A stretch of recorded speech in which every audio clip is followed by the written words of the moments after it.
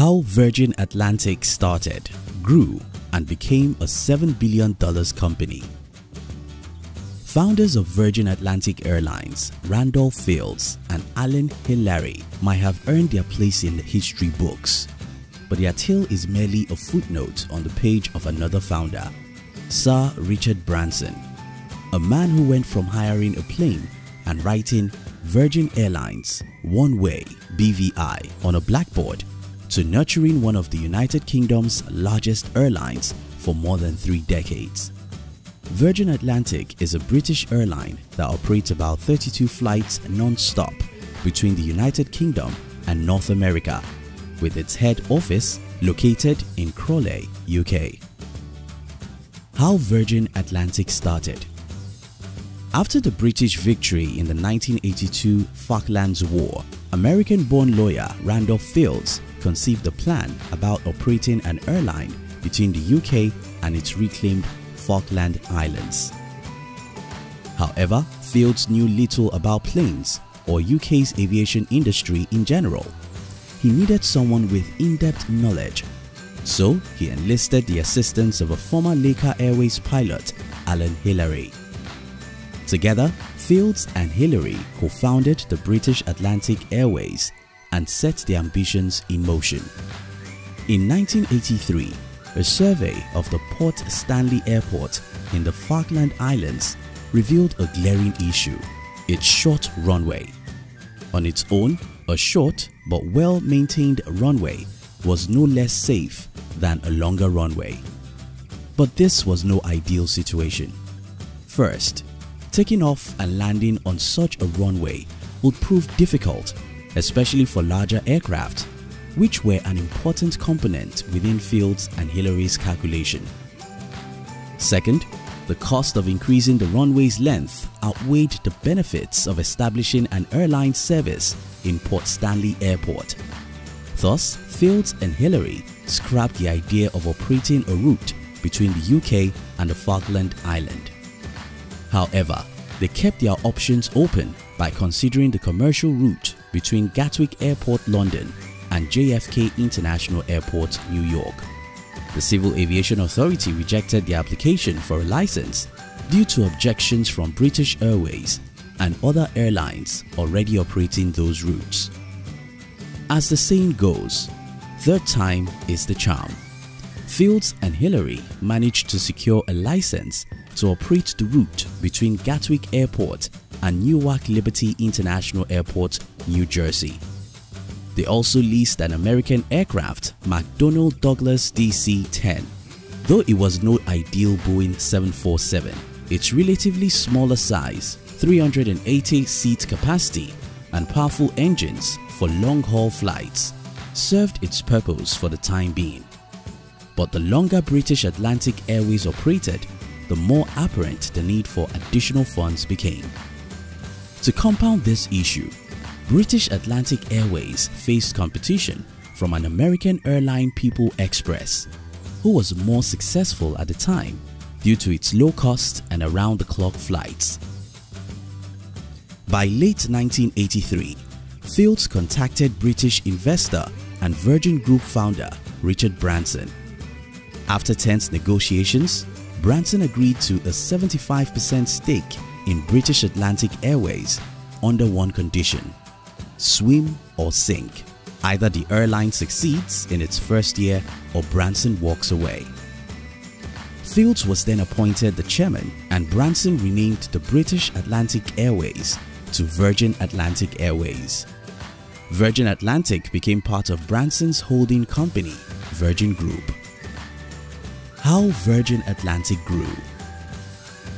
With the financial aid of Branson's Virgin Records, Virgin Atlantic was able to lease a second-hand Boeing 747-200. By operating during summer, considered the peak period of air travel, Virgin Atlantic achieved success within a year, with sufficient profits to lease a second Boeing 747-200. Now, Branson had full interest in the airline business and began to propose some radical changes to Virgin Atlantic operations. Of course, Fields did not share Branson's ideas.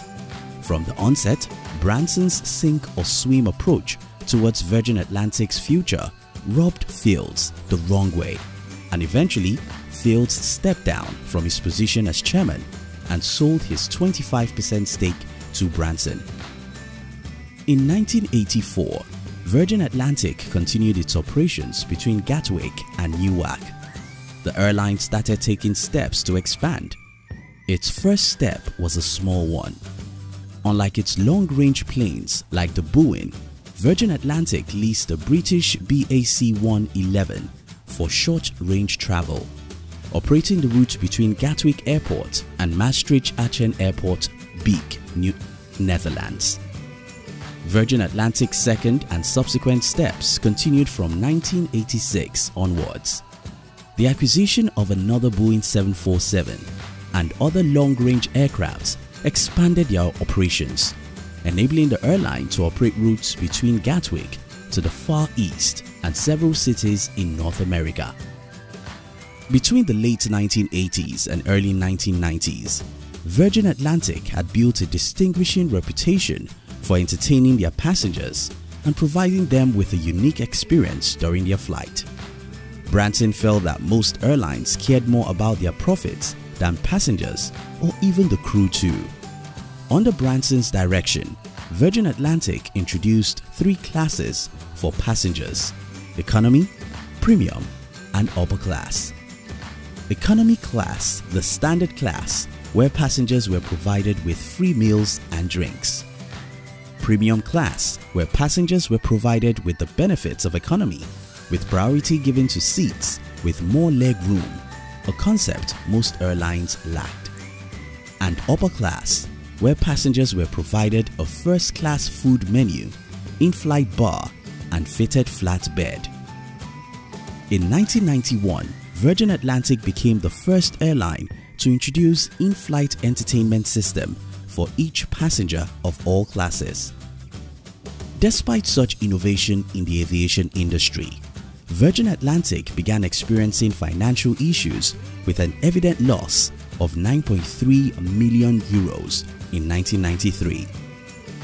In the height of the Western economic recession, the airline faced bankruptcy, and there was a rush of ideas about how to prevent the grim fate after barely a decade of service. A ray of hope appeared when the Civil Aviation Authority abolished the London Traffic Distribution Rules (TDR), which limited Virgin Atlantic base operations to Gatwick Airport. Introduced in 1978, the TDR aimed to address the limited capacity of Heathrow Airport in the face of growing air travel demand. The TDR started their airlines that did not operate international flights from Heathrow Airport will not be permitted operations there, but were to use Gatwick Airport instead. The abolition of TDR enabled Virgin Atlantic to capitalize where another popular airline, British Airways, hesitated. The expansion of base operations to Heathrow Airport saved Virgin Atlantic from bankruptcy, but it sparked a fierce competition between Virgin Atlantic and British Airways.